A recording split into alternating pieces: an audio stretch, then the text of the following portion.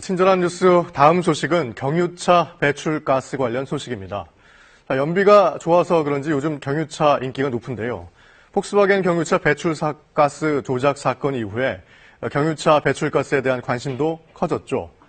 경유차 배출가스는 특히 1급 발암물질인 미세먼지를 만드는 주범으로 알려지고 있는데요. 현재 경유차 배출가스 조사 방식은 3,000km 정도 달린 차량을 실내에서 일정한 속도로 주행하면서 측정하는 겁니다. 그렇기 때문에 실제 도로에서 달릴 때와는 그 배출량이 같을 수가 없겠죠. 도로 주행에서는 급가속이나 급정지처럼 변수가 많고 에어컨만 켜도 배출가스는 더 많아질 수밖에 없습니다. 그래서 환경부가 국내에서 운행 중인 경유차에 대해 도로 주행 배출가스를 조사해 봤더니 대부분이 지금의 실내 검사 기준을 크게 초과하고 있는 것으로 나타났습니다. 김명석 기자가 그 내용을 정리했습니다. 환경부 교통환경연구소가 도로를 달리는 경유 승용차의 배출가스를 측정하고 있습니다. 이 승용차는 실내 검사 기준은 통과했지만 실제 도로 주행 중에 기준을 초과한 오염물질을 배출했습니다. 정부가 올해 국내에서 운행 중인 국산과 외국산 자동차 16종을 대상으로 도로 주행 배출가스량을 조사한 결과 15개 차종이 실내 검사 기준을 초과했습니다. 최고 10배 많은 질소산화물을 배출한 외국산 차량도 있었습니다. 문제가 된 질소산화물은 미세먼지의 원인 물질이기 때문에 규제가 시급합니다. 제작사에서는 연비 보호를 위해 가지고 질소산화물을 좀 이렇게 과다 배출하는 이런 경향이 있었습니다. 2017년 이후부터는 금지가 되도록 하는 이런 제도가 본격 시행이 될 예정입니다.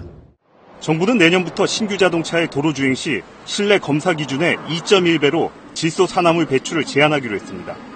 현재 운행 중인 경유차들은 2019년부터 이 기준을 지켜야 합니다. 경유차는 급속히 증가하고 있지만 업체들은 배출가스 저감 기술을 적용하지 않고 있습니다. 결국 현재 운행 중인 상당수의 경유차들이 강화되는 배출가스 기준을 만족시키기 어렵기 때문에 자동차 업계로선 나름의 개선책이 필요할 것으로 보입니다. KBS 뉴스 김명섭입니다. 자, 이렇게 경유 차량이 내뿜는 질소산화물은 화학 반응을 거쳐서 미세먼지로 바뀌게 됩니다. 그런데 지난해 우리나라에서 신규 등록된 승용차 가운데 경유차가 약 45%, 거의 절반을 차지했는데요. 4년 만에 2배로 급증했습니다. 자, 그래서일까요? 미세먼지의 절반 이상이 국내에서 생겨나고 특히 수도권 미세먼지의 40%가 이 경유 차량에서 배출되는 것이라는 조사 결과가 나왔습니다. 자세한 내용은 김성환 기자가 전해드립니다. 4월 둘째 주말, 서울 하늘은 잿빛 먼지로 뒤덮였습니다. 4월 연속 미세먼지 주의보가 내려지면서 시민들은 큰 불편을 겪었습니다. 미세먼지 농도는 이틀 반 동안 나쁨 단계가 이어졌고 오후에는 농도가 급상승해 매우 나쁨까지 오르기를 반복했습니다. 미세먼지 급증 원인은 오후 시간대 늘어난 차량 이동 때문으로 환경과학원 분석 결과 수도권 미세먼지의 40.1%가 경유 차량에서 발생합니다. 휘발유와 경유 차량의 배출가스를 비교해봤습니다. 미세먼지로 바뀌는 질소산화물 배출량은 휘발유 차량이 킬로미터당 20mg이었습니다. 경유 차량은 2014년 이전 출시된 경우 휘발유 차량보다 36배나 많습니다. 2014년 강화된 기준에 따르더라도 8배가 더 많습니다. 경유 차량의 매연을 모았더니 시커먼 검댕이 알갱이째 묻어납니다. 경유 차량이 내뿜는 매연은 세계보건기구가 지정한 1급 발암물질입니다. 오염을 가장 심하게 시키는 것은 우리 일상생활에서는 자동차와 같은 것들이고 특히나 대형 차량이나 경유 차량과 같은 것들이 먼지를 배출하는 가장 주요 오염원이기 때문에 초미세먼지의 경우도 대부분 경유 차량에서 배출되는 만큼 경유 차량의 오염물질 배출량을 줄일 대책 마련이 시급합니다. KBS 뉴스 김성환입니다. 이렇게 문제가 심각하다 보니까 일단 환경부가 다음 달 20일까지 서울 시내 주요 학원가와 관광버스 주정차 구역 등에서 노후된 경유 차량의 배출가스를 단속하기로 했습니다. 또 6월 10일까지 수도권 주요 간선도로 진출로 등에서는 원격 측정 장비로 휘발유 차량의 배출가스도 단속하기로 했는데요.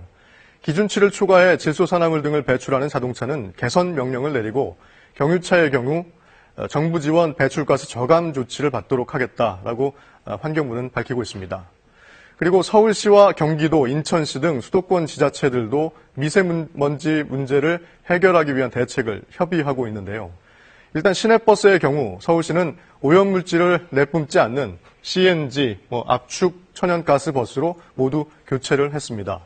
경기도와 인천에서는 아직 좀 경유버스가 일부 운행이 되곤 있는데요. 문제는 개인이 소유한 낡은 경유차들입니다. 노후 경유차 단속만으로는 한계가 있을 수밖에 없죠. 근본적으로는 배출가스 저감 장치 등을 지원해야 하는데 천문학적 비용이 듭니다. 따라서 차량 부재 실시 등 강력한 대응이 필요한데 그런 노력에도 불구하고 시민들 불편만 늘어날 뿐 당장 미세먼지가 사라지는 효과가 금방 눈에 보이는 게 아니라는 점에서 정책 당국의 딜레마가 있습니다.